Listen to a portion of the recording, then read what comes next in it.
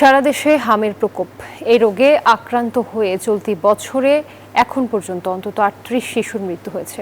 এদিকে পরিস্থিতি সামাল দিতে টিকা কিনতে ইউনিসেফের প্রায় ৬০০ কোটি টাকা পরিশোধ করেছে সরকার। মঙ্গলবার রাজশাহীতে এসব কথা বলেন স্বাস্থ্য সচিব কামরুজ্জামান চৌধুরী। জুনে শুরু হবে হামের টিকাদানের বিশেষ ক্যাম্পেইন। প্রতিনিধিদের পাঠানো তথ্য ছবিতে ডেস্ক রিপোর্ট। হঠাৎ হাম আক্রান্ত রোগীর সংখ্যা বৃদ্ধি ও মৃত্যুর ঘটনায় আতঙ্ক ছড়িয়েছে দেশ জুড়ে। হামের উপসর্গ নিয়ে চট্টগ্রাম মেডিকেলে ভর্তি ২৭ জন, রাজশাহী মেডিকেলে চিকিৎসা নিচ্ছে ৯৮ শিশু। এর মধ্যে আজ চিকিৎসাধীন অবস্থায় ২ জনের মৃত্যু হয়েছে।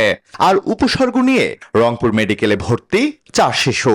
আর সিলেটেও মাত্র ৫ দিনে ৩৯ রোগীর দেহে এ রোগ শনাক্ত হয়। কুষ্টিয়ায় শনাক্ত ৬৩, পাবনায় ৬ আর শরীয়তপুর হাসপাতালে ভর্তি ৩ রোগী।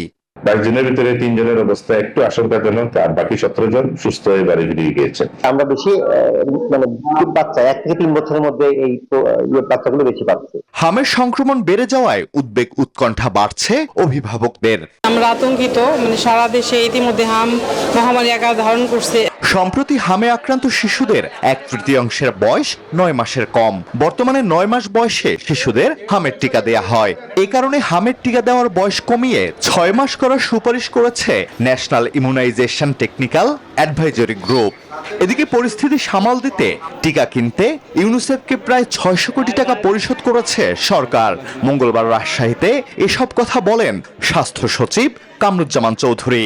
ইতোমধ্যেই আমরা ৬০৪ কোটি টাকার টিকা ক্রয়ের জন্য যে প্রস্তাব আমরা পাঠিয়েছি, ক্রয় কমিটি গত বৃহস্পতিবারে অনুমোদন দিয়েছে। আমরা গতকাল মন্ত্রিপরিষদ বিভাগে নিজেরা গিয়ে খোঁজ নিয়েছি এবং আজকে আমরা জেনেছি এই ক্রয় অনুমোদন হয়েছে। এমন পরিস্থিতিতে সরকার নিয়মিত টিকাদান কর্মসূচির বাইরে জুনের শুরুতে একটি বিশেষ হাম টিকাদান কর্মসূচি চালু করতে চলেছে।